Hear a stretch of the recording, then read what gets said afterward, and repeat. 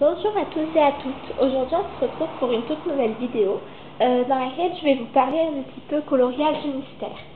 Alors, je vais vous montrer le matériel que j'utilise pour faire les coloriages mystères ainsi que les livres de coloriage mystère que je possède. Alors, tout d'abord, les matériels que j'ai qui n'ont pas de boîte, je les range dans des box. Donc là, c'est une glossy box. Je trouve que c'est super pratique. Votre matériel, il est à l'horizontale. Pour les feutres, c'est vraiment l'idéal. Évitez vraiment toujours de laisser vos feutres dans une position verticale parce qu'ils risqueraient de se vider plus rapidement. Donc, dans les glossy box, c'est rangé. Ça prend pas beaucoup de place. C'est l'idéal. Alors, au tout début, quand j'ai commencé les coloriages mystères, j'avais pas beaucoup de feutres. J'avais que des feutres du commerce. Quand je dis des feutres du commerce, ce sont des feutres qui sont pas très chers, vous savez. J'ai des Bic, j'ai des feutres de Auchan, ça c'est aussi des Bic, il y a des Stabilo, voilà. J'utilisais un peu tous ces feutres là parce que j'avais rien d'autre. Cela peut-être que je vous en parlerai plus tard. C'est les Giotto Glitter, ce sont des feutres à paillettes et franchement ils sont top. Donc voilà, j'utilisais ces feutres là, mais c'est pratique pour les coloriages mystères parce qu'il y a beaucoup de couleurs. Mais mine de rien, vous n'avez pas suffisamment de couleurs parce que les nuances elles sont souvent très proches. Vous n'allez pas avoir beaucoup de violet, pas beaucoup de vert, etc. Donc ça c'était vraiment au tout début, j'ai fait peut-être 2 coloriages mystères avec. Et après je me suis dirigée vers d'autres feutres. Ça m'arrive encore de temps en temps quand je trouve pas ma teinte dans tous les autres feutres que j'ai de venir chercher dans ceux-là, mais je vous avoue que c'est assez rare. Donc ensuite les premiers feutres un peu plus chers vers lesquels je me suis dirigée, c'était les Stabilo Pen 68. Voilà, ce sont ceux-là. Donc j'ai la boîte de 50 qui se présente comme ça. Alors moi je trouve qu'ils ont vraiment une très bonne durée de vie. Ça fait 1 an et demi que je les ai. Et j'ai fait énormément de coloriage avec eux parce qu'au début je coloriais que au feutre et j'avais que ceux-là. Et la plupart fonctionnent encore très bien. Ce qui est génial avec ces feutres également, c'est qu'on peut les acheter à l'unité. À l'unité ils sont pas très chers, ils sont souvent à moins de 1 euro. Du coup moi c'est ce que je fais. Vous voyez là j'en ai acheté 3 à l'unité. Alors c'est un peu bizarre parce que j'avais justement ces 3 là qui fonctionnaient plus trop. Du coup, je les ai rachetés à l'unité et en fait, en me resservant des autres quelques temps après, je me suis rendu compte qu'ils fonctionnaient encore. Donc du coup, j'en ai 3 en réserve, mais dont je ne me suis pas encore servi. Si jamais aujourd'hui je devais racheter une boîte, je pense que j'achèterais celle de 40. Parce que, si jamais je dois vous conseiller une boîte, parce que celle de 50, elle est quand même beaucoup plus chère que celle de 40. Et vous avez aucune couleur en plus, si vous voulez. C'est-à-dire que si vous achetez la boîte de 40, vous avez déjà toutes les couleurs Stabilo. Ce que vous avez en plus dans la boîte de 50, c'est 2 rouges, 2 verts, 2 bleus, 2 noirs et 5 Stabilo fluo. Alors, les fluos, si vous voulez les fluos, oui, prenez la boîte de 50. Si vous voulez pas les fluos, franchement, ça sert à rien parce que les feutres que j'ai en double, pour l'instant, ils fonctionnent encore très bien le premier. Donc voilà, je pense que les racheter à l'unité, ça vous reviendra moins cher qu'acheter la boîte de 50 tout de suite. Alors ce sont d'excellents feutres, mais après voilà, ils font quand même des traces. Et je vous montrerai après la technique que j'utilise pour essayer de faire moins de traces dans mes coloriages mystères. Mais c'est vrai que le fait que les Stabilo ils aient une toute petite mine, c'est pas très pratique pour la technique que je vais vous montrer. Du coup ils font quand même pas mal de traces. Mais après je les adore. Une fois que j'ai eu les Stabilo, j'achetais tous les mois à l'unité ces feutres là. Alors en fait je cherchais les Tombow.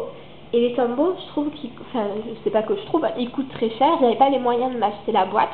Du coup, je les ai cherchés chez mon coloriste à l'unité, mais il les avait pas. Et il m'avait dit que ceux-là, donc c'est les Zig Art and Graphic Twins. Et il m'avait dit que ceux-là étaient similaires. Donc ce sont des feutres aquarelles. Je vous avais tourné une vidéo avec, justement, parce que moi je les ai jamais utilisés en aquarelle. En fait, je colorie toujours dans... je les utilise que pour les coloriages mystères, et du coup je les utilise jamais en aquarelle. J'ai voulu vous tourner une vidéo tuto avec ces crayons dans un livre, sauf, en utilisant l'aquarelle et tout, sauf que franchement, le résultat était horrible. Je trouve qu'en aquarelle, ils sont vraiment nuls. Je vous les conseille pas du tout. Si vous voulez pour les utiliser comme des feutres standards, oui, ils font beaucoup moins de traces que tous les autres feutres que j'ai. Ça, je vous les conseille. Le fait est qu'ils ont une mine pinceau, donc ça c'est génial également, et une mine très fine. La gamme, il y a 80 couleurs il me semble, donc ça c'est vraiment top aussi. Donc je vous les conseille si vous les utilisez comme des feutres normaux. Comme des feutres à alcool, comme des feutres aquarellables, honnêtement je suis pas convaincue du tout. Ensuite, il y avait eu un coup une vente privée, les tracettes, et j'avais acheté pareil un pack de feutres aquarellables de chez les tracettes. Pareil, je m'en sers pas du tout en tant que feutre aquarellable parce que je trouve pas qu'ils valent le coup. Mais il y a certaines couleurs que j'ai dans aucune autre boîte de feutres. Par exemple, celle-là, elle est vraiment top. C'est la couleur mocha. J'ai une couleur équivalente dans aucune des autres boîtes de feutres que j'ai. Et on nous demande souvent une couleur similaire dans les coloriages mystères. Donc pour ça, ça vaut le coup. Et je pense que la prochaine fois qu'il y a un vente privée, je rachèterai un paquet pour en avoir un d'avance. Donc voilà, au début j'utilisais ça et les stabilos. Et ensuite, j'ai vu tout le monde parler de la boîte des Faber-Castell. Et un coup, ils étaient vraiment quand même, ils étaient en super promo parce qu'elle était qu'à 60 € la boîte de 60. Et du coup, bah, j'ai craqué, évidemment. Donc cette boîte, ça fait un peu plus d'1 an que je l'ai, je crois. Et pareil, tous les feutres fonctionnent. Bon, ne regardez pas, elle n'est pas du tout rangée parce que je m'en sers très souvent. La gamme de couleurs, franchement, elle est génialissime. J'utilise énormément cela pour les coloriages mystères. Après oui, c'est un coût, hein, on ne se le cache pas. Mais comme pour les stabilos, c'est un coût la première fois. C'est-à-dire que maintenant que j'ai la boîte de 60, j'achèterai plus jamais une autre boîte. Vous trouvez tout le temps les Faber-Castell à l'unité. Donc le jour où j'ai un Faber-Castell qui fonctionne plus, pardon, il n'y a pas de problème, je vais chez mon coloriste, je prends la référence et il va me coûter 1,50 € ou 2 €. Donc voilà, je trouve que du coup ça vaut le coup pour avoir dès le départ la gamme. Si jamais vous n'avez pas les moyens d'acheter la grosse boîte du premier coup, c'est pas grave, vous prenez une plus petite et tous les mois vous ajoutez quelques-uns à l'unité. Je pense que tout le monde fait avec le budget qu'il a, avec le matériel qui l'intéresse, etc. Mais vraiment, ceux-là, ils sont géniaux. J'adore la mine. La mine, elle permet que dans la technique que je vais vous montrer après pour colorier, vous avez absolument pas de traces. Enfin, j'en ai quelques-unes, mais vraiment très peu. Ils font pas beaucoup de traces pour des feutres à eau. Ah, mais c'est peut-être qu'ils sont pas à l'eau, non? Ils sont à l'encre de Chine. Oui, ils sont à l'encre de Chine. C'est pour ça qu'ils font pas beaucoup de traces. Voilà. Et ensuite, je trouve que plus Hachette sort des livres de coloriage mystère, plus il nous rajoute des couleurs. Donc, je me suis dirigée vers les Fibracolor. Alors, les Fibracolor, c'est bien parce qu'ils coûtent pas cher, qu'il y a beaucoup de couleurs. Mais c'est pas bien parce que vous avez beaucoup de teintes qui se ressemblent genre énormément. Genre sur ces 9 bleus, vous allez en avoir 4 qui vont être pratiquement les mêmes. Et du coup, c'est vrai que quand on cherche une teinte pour les coloriages mystères, les teintes basiques, vous les avez avec les Fibracolor, ça, il n'y a pas de problème. Mais dès qu'il faut une teinte un petit peu qui sorte de l'ordinaire, genre un violet mauve ou des trucs comme ça, dans les Fibracolor, vous n'avez pas. Après, ce qui est top, c'est que pareil, ils font pas excessivement de traces, je trouve, selon la façon dont on colorie. Après, moi, je les utilise pas dans d'autres coloriages que les coloriages mystères. Mais voilà, je pourrais pas vous dire pour la tenue parce que ça fait même pas 6 mois que je les ai et que je les ai pas non plus utilisées tant que ça. Il y en a plein, je pense, que j'ai jamais utilisé. Ça fait des couleurs qui sont pas excessivement demandées en fait. Donc voilà. Alors ensuite, pour ce qui est des livres de coloriage mystère, j'en ai 4 à vous présenter, non, 5 à vous présenter. Alors, tout d'abord, j'ai les grands classiques Disney, le tome 1 et le tome 2. Donc dans le tome 1, j'utilisais essentiellement les stabilos et les feutres aquarelles que je vous ai montrés, ainsi que les feutres Bic, tout ça. Ça se voit parce que je trouve qu'il y a plein de couleurs en fait où j'avais pas la nuance exacte, et du coup j'ai dû un peu utiliser une teinte autre. Bon, j'ai fait comme j'ai pu, mais c'est vrai que il y a certains coloriages où je suis pas satisfaite 100%. Pareil, la façon dont je coloriais mes coloriages mystères, il y avait énormément de traces, quoi. Vous voyez là, que de traces, que de traces. Donc voilà. Je trouve que les livres de coloriage mystère, quand ils sont coloriés, je trouve ça trop beau. En fait, je passerai ma journée à les feuilleter. J'adore. Les dessins sont vraiment bien faits, je trouve. Alors, à l'époque, je coloriais pas dans l'ordre. Donc, ça m'est venu après. Donc, j'ai essayé de rattraper, de colorier ceux que je n'avais pas fait pour que ça soit un peu dans l'ordre. Mais voilà, parce qu'à l'époque, vu que j'avais pas beaucoup de couleurs, je choisissais mes coloriages mystères en fonction des nuances. Est-ce que je les avais ou pas. Voilà. Ah, et j'ai complètement oublié de vous présenter, tout le noir, je le fais au Posca. Je fais toujours les contours, etc. Tout est au Posca noir.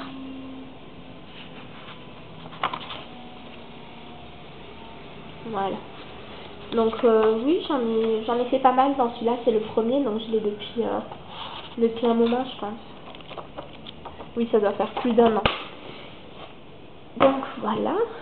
Ensuite, j'ai le tome 2. Le tome 2, j'en ai moins fait dedans parce que, en termes de temps, hein, pareil.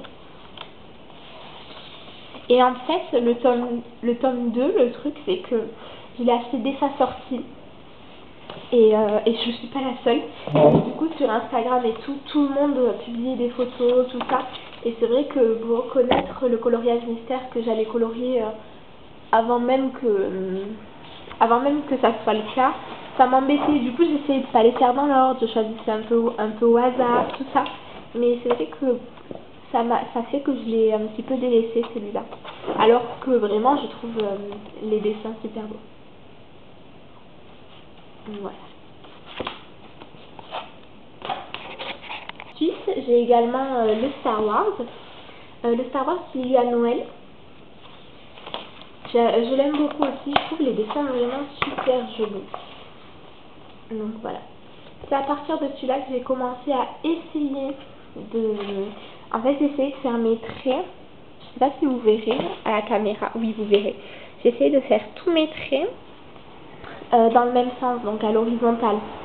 Sauf que je faisais pas de grands traits encore, donc il y a quand même encore pas mal de traces. Celui-là, je l'adore, je le trouve vraiment magnifique. Je pense aussi que j'avais les bonnes couleurs et du coup je trouve qu'il rend très très bien.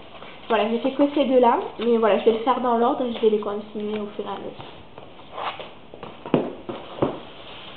Ensuite, j'ai également le Pixar.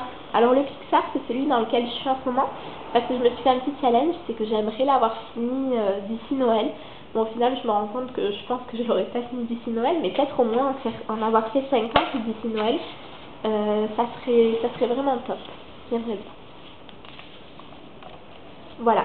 Et donc à partir de là, j'ai commencé à suivre une méthode qui est apparue sur Instagram, qui consistait donc à faire des traits horizontaux, mais des traits horizontaux complets en fait. Donc vous tracez avec votre feutre le contour de la zone à colorier, voilà. Et une fois que vous avez tracé son contour, vous faites des traits horizontaux pour relier à chaque endroit. Donc je l'ai fait et je trouve que le rendu est beaucoup plus beau. Ça fait net, les coloriages sont vraiment, je les trouve très beaux ce livre. Bon, de tous, hein. Franchement, les livres mystères qui nous ont sortis, je les trouve magnifiques. Après, j'aime pas du tout par contre les gammes un peu plus pour enfants. Vous savez, par exemple, celui de la Reine des Neiges où il y a les petites étoiles en dessous. J'aime pas du tout. Franchement, pour moi, ce ne sont pas de beaux coloriages mystères. Enfin, je trouve que Hachette, parfois, nous prend un petit peu pour des moutons. Ils croient qu'on va tout acheter.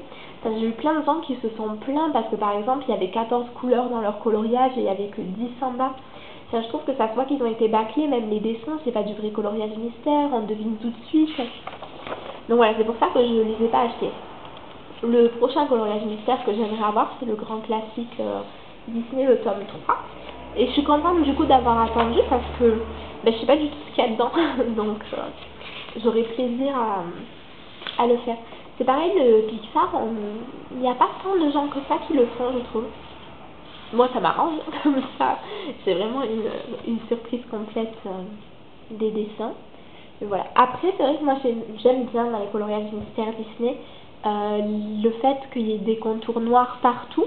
Donc, quand j'ai vu dans celui-là, il n'y en avait pas, ça m'a un petit peu déçu, mais au final, je trouve qu'on s'y fait très bien, que les dessins sont quand même très très beaux.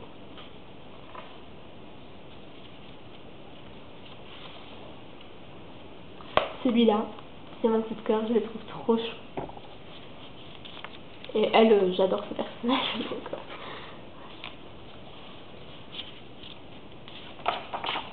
Donc, et voilà, donc j'en suis quand même à 27. Mais c'est vrai que si jamais j'arrivais déjà à 50 d'ici la fin de l'année, je serais très contente. Parce que j'aimerais bien quand même finir un livre de coloriage. Je sais pas si vous êtes comme moi, mais voilà. Et je trouve que ceux qu'on peut finir le plus vite sans les bâcler, c'est les mystères. Voilà. Et le dernier livre de coloriage mystère que j'ai, c'est le 50 messages mystères. Donc, je trouve que c'est pas un vrai livre de coloriage mystère parce que les dessins, on les devine très facilement. Il n'y a pas vraiment de suspense, je dirais. Ceux-là, ce qu'ils ont de vraiment top, c'est qu'ils sont... il n'y a qu'un côté en fait. Du coup, au début, je les faisais au feutre, mais je trouve que les zones, elles sont... je les faisais au feutre à eau, pardon. Mais je trouve que les zones sont tellement grandes, par exemple, là vous voyez tout ce qu'il y a de gris, qu'au feutre à eau, c'est long, et vous faites énormément de traces. Du coup, j'ai arrêté de faire au feutre à eau, et je les fais qu'au feutre à alcool. Voilà, je trouve que le rendu est beaucoup plus joli.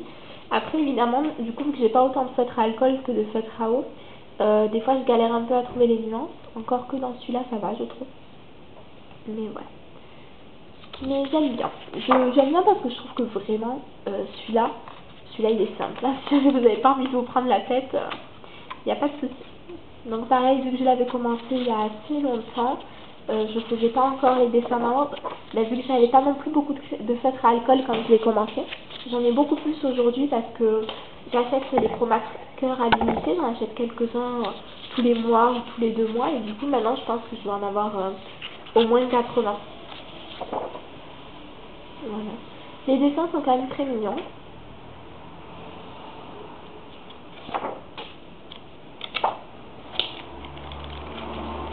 Ah voilà, j'ai fait que... Oh, je pense en avoir fait plus que ça.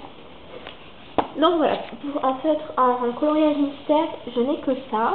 J'ai acheté il n'y a pas longtemps ceux de Action, mais au final, en fait, je regrette, je suis retombée dans mes travers du début, c'est-à-dire que j'ai vu qu'ils coûtaient 99 centimes et je les ai achetés alors que les dessins me plaisent pas tant que ça. Et en plus, je vous avais dit, c'est vrai, j'aime pas colorier les coloriages. J'aime pas trop les coloriages mystères quand c'est pas des Disney ou quoi. Donc peut-être que j'en ferai cadeau à une cousine. On verra bien, mais je pense pas les faire. En plus, j'ai acheté les 3, donc on verra. Voilà ce que j'avais à vous dire pour les coloriages mystères. J'ai hâte que le coloriage mystère Pixar 2 sorte, parce que s'il est aussi beau que celui-ci, ça sera super. Je voulais également vous dire que moi, les coloriages mystères, c'est vraiment des passes, c'est-à-dire qu'il y a des moments où je vais pas avoir beaucoup de temps, ou alors je vais pas être trop inspirée, et du coup je vais avoir envie de colorier que des coloriages mystères, et il va y avoir des moments où je vais avoir vraiment envie de laisser aller mon imagination, etc. Et pendant ces périodes-là, bah évidemment, je ferai très peu de coloriage mystère. Donc voilà, je me mets pas la pression, je les fais quand j'ai envie de les faire. Mais c'est vrai que ça fait partie des livres que je trouve une fois coloriés les plus beaux. Parce que dans un livre de coloriage lambda, si vous le loupez, votre coloriage, évidemment, cette double page-là, elle sera pas jolie quand votre livre de coloriage sera fini. Alors que là, vu que les dessins sont déjà choisis, qu'on sait qu'ils vont tous être beaux à la fin, ben, votre livre il va être magnifique, à part si jamais il y a un bleu et que vous choisissez du rouge. Mais bon, il n'y a personne qui fait ça, quoi. Donc, de toute façon, votre livre, il sera sublime. Et c'est ça que j'aime beaucoup dans ces coloriages. J'aime aussi le fait qu'ils soient... ils sont pas très chers, 12,88 €. Et voilà. La seule chose que je reproche à Hachette, c'est que plus ça va, plus il y a de couleurs. Donc, il faudrait peut-être penser à nous et au fait qu'on n'a pas couleur illimitée à Hachette. Hein, ça serait sympa. Et voilà. Donc, on se retrouve pour une nouvelle vidéo dimanche. Et d'ici là, je vous fais des gros bisous.